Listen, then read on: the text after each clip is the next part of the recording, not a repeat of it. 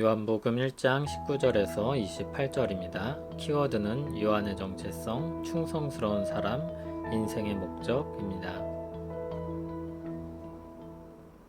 유대인들이 예루살렘에서 제사장들과 레위인들을 요한에게 보내어 내가 누구냐 물을 때 요한의 증언이 이러하니라. 요한이 드러내어 말하고 숨기지 아니하니 드러내어 하는 말이 나는 그리스도가 아니라 한데, 또 묻되 그러면 누구냐 내가 엘리야냐 이르되 나는 아니라. 또 묻되 내가 그 선지자냐 대답하되 아니라. 또 말하되 누구냐 우리를 보낸 이들에게 대답하게 하라. 너는 내게 대하여 무엇이라 하느냐 이르되 나는 선지자 이사야의 말과 같이 주의 길을 곧게 하라고 광야에서 외치는 자의 소리로라 하니라. 그들은 바리새인들이 보낸 자라. 또 물어 이르되 내가 만일 그리스도도 아니요 엘리야도 아니요 그 선지자도 아닐진데 어찌하여 세례를 베푸느냐. 요한이 대답하되 나는 물로 세례를 베풀거니와 너희 가운데 너희가 알지 못하는 한 사람이 섰으니 곧 내 뒤에 오시는 그이라. 나는 그의 신발끈을 풀기도 감당하지 못하겠노라 하더라. 이 일은 요한이 세례 베풀던 곳 요단강 건너편 베다니에서 일어난 일이니라. 아멘. 오늘은 요한의 사역을 말합니다. 예루살렘의 유대인들이 요한이 어떤 사람인지 알기 위해 사람을 보내어 물었습니다.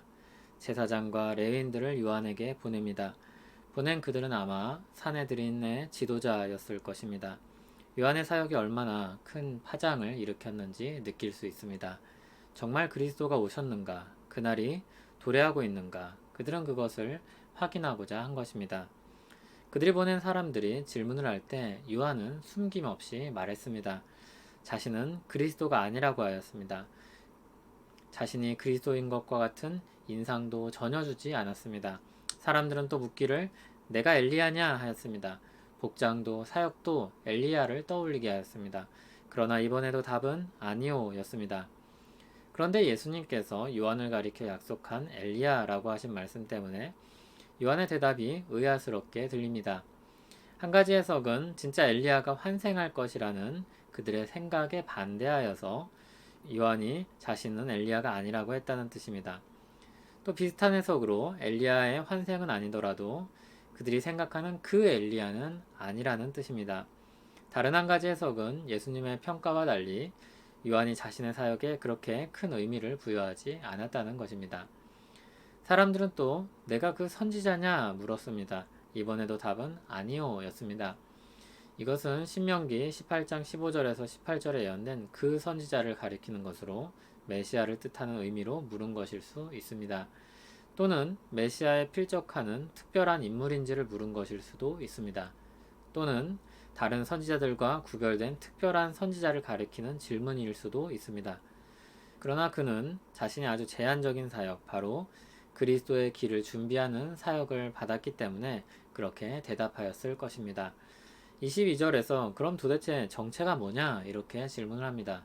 그들도 돌아가서 보고해야 될 말이 필요했기 때문입니다.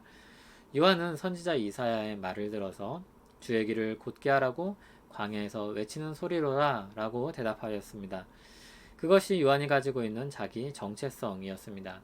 이 말씀은 이사야서 40장에 나오는데 이사야서에서는 하나님께서 회복을 주시리라고 말씀하시며 그것을 준비하게 하셨습니다.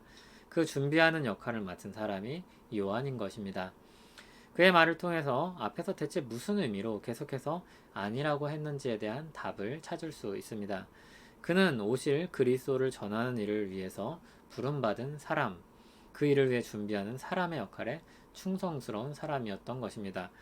그러자 이제 요한이 회개의 세례를 베풀고 있던 것에 대해서 사람들이 물었습니다. 무슨 권위로, 어떤 의미로 세례를 베푸느냐는 것입니다. 요한은 그 질문에 직접적으로 대답을 하지 않습니다.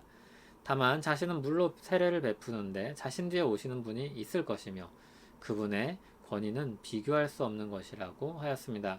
그의 신발끈을 푸는 일, 즉 종이하는 일도 감당할 수 없을 정도로 큰 분이라고 증언합니다. 요한의 이러한 증거는 언뜻 겸손한 모습으로 비춰집니다. 그러나 좀 더 엄밀히 살펴보면 그것은 단순한 겸손이라고 할 수 없습니다. 분명 그는 자신이 하나님이 맡기신 일을 하는 한 사람에 불과하다는 것을 밝히고 있습니다. 그러나 그렇게 하여서 사람들의 시선을 자신에게 집중하지 않도록 하고 요한은 계속해서 그에게 맡겨진 사역을 따라서 예수 그리스도를 드러내는 쪽으로 사람들의 생각을 끌고 갑니다. 그러므로 요한의 이러한 태도와 대답과 행동은 단순한 겸손이 아니라 그리스도께 마땅한 영광을 돌리려는 적극적인 의미를 가지고 있는 것입니다. 이것이 사도 바울이 복음을 전하면서 말과 지혜의 아름다운 것이 아니라 예수 그리스도와 그가 십자가에 못 박히신 것만 전한 것과도 같은 것입니다. 자신에게 주어진 위치를 자각하고 겸손히 영광을 하나님께 돌리는 것이었습니다. 그는 그렇게 충성스러운 사람이었습니다.